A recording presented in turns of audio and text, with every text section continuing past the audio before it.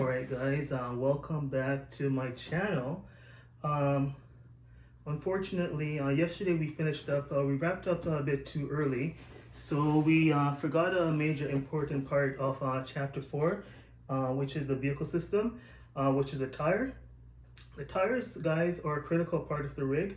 It provides traction, it reduces the vibration, and it absorbs the shock that is on the road. All tires should be properly inflated. They should have good thread, and it should be checked frequently for any wear and tear. So guys, there's three types of tractors, sorry, not tractors. There are three types of tires out there. There's the radial, there's the bias ply, and the belted the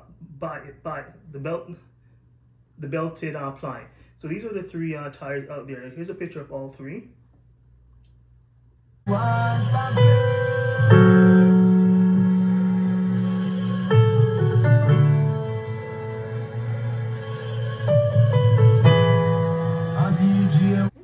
So the bias ply tires, guys, have plies that are placed at a crisscross angle. Plies make up the body of the tire and are tied into bundles of the wire called beaded coils. The belted bias tires, they have plies that are crossed at an angle with an added layer of belt of fabrics between the plies and the thread.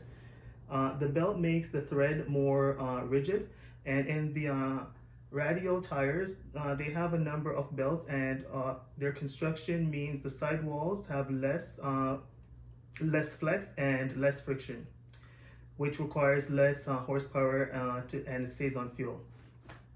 You should never mix radial tires with the bias ply tires, guys, on the same vehicle. So tires, guys, they're mounted on the wheels, and the wheel connects the tire on to the axle. Properly inflated tires make the ridge easier to handle and last a longer road life. All right, guys, so now let's get into the steering system. Again, this is also still a part of vehicle system in chapter 4 that I missed out. It was a long chapter. There was like 36 pages, and I just read over 20. So when I continued reading, I was like, okay, I need to insert these points. So the steering system, basically, guys, it allows the driver to make maneuvers to take the truck from point A to point B.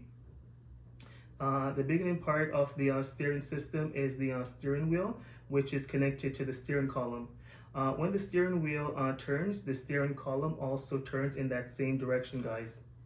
If a vehicle has a power steering system, it uses hydraulic pressure or air pressure to assist in making the turn.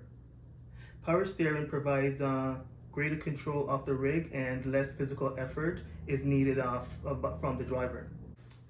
The coupling system, guys. Okay, so the coupling system is what connects the tractor and the trailer together. The coupling system have two main parts. The two main parts is the fifth wheel and the kingpin. The fifth wheel is basically a flat disc that is at the back of the truck, and the kingpin is at the front part of the trailer below. And basically these two, the fifth wheel the kingpin fits in the jaws of the fifth wheel perfectly, and that's what links the tractor and the trailer together, guys. Okay, so now let's move on finally to chapter 5. Okay, so chapter 5 is the transportation technology. All right, guys, so from around the 1910s to 1920s, the only focus on trucking was to transport goods from point A to point B. So this basically meant navigating on primitive roads and driving long hours at a time. In the 1930s, professional drivers were now required to document all their working hours, using a pen and paper to log the driver's activity every 15 minutes. Every 15 increments, they would have to document what they were doing and at that time. In the 1950s, the highway system was well on their way, allowing trucks to travel at a higher speed to get to their destination. Around this time was when the federal maximum gross weight for trucks was adopted at that point. In the 1970s, guys, at that point, truckers were using CB radios as a means of communication with regards to talking to other drivers to get the weather condition. So they would use CB radios. In the 1980s and the 1990s, at that point, we saw a rise in the industry performance-driven culture.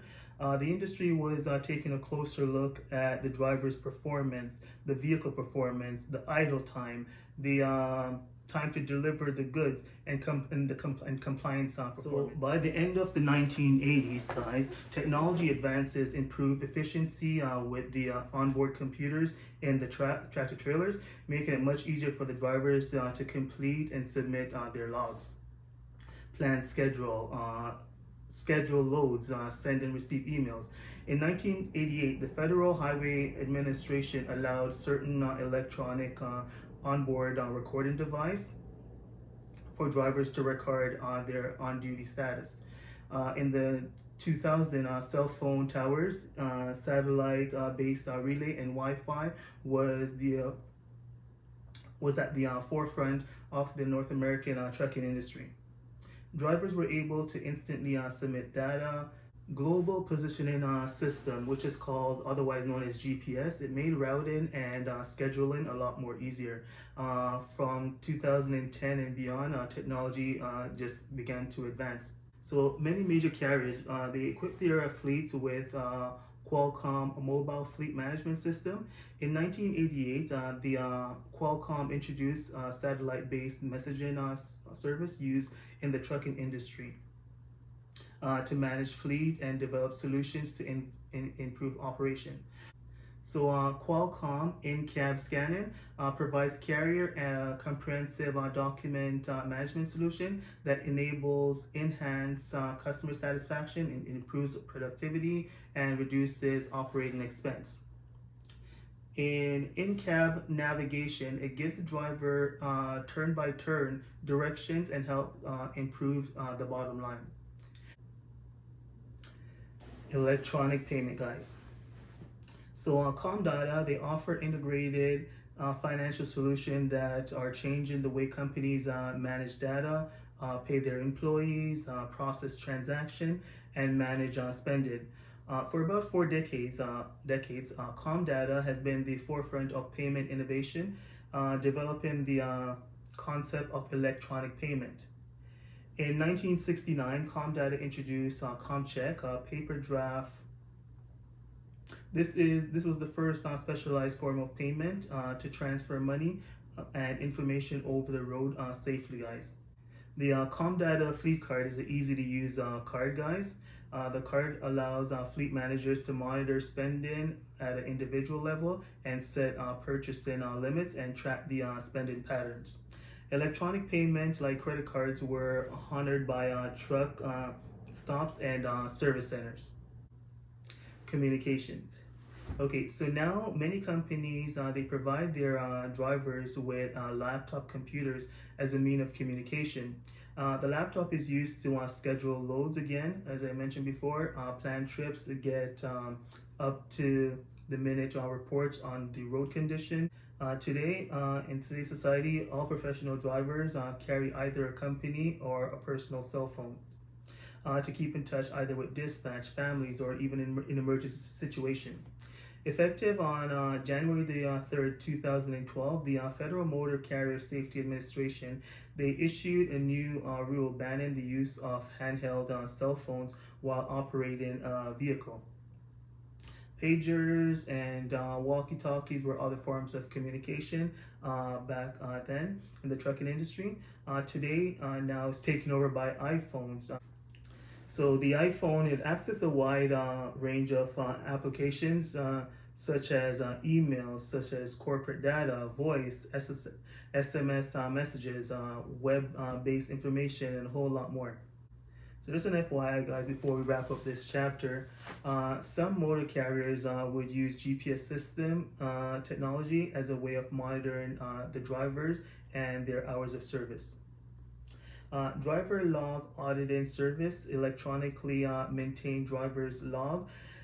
so that carriers can avoid fines and reduce exposure to conditional rating, including all major and minor violations.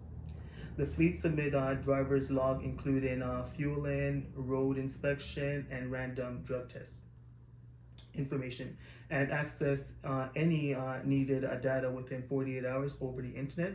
Also having access to all DOT compliance data. All right, guys, so this will end chapter 5. It was a small chapter, and we'll see you guys next week for chapter 6. Hopefully this is helping you guys out.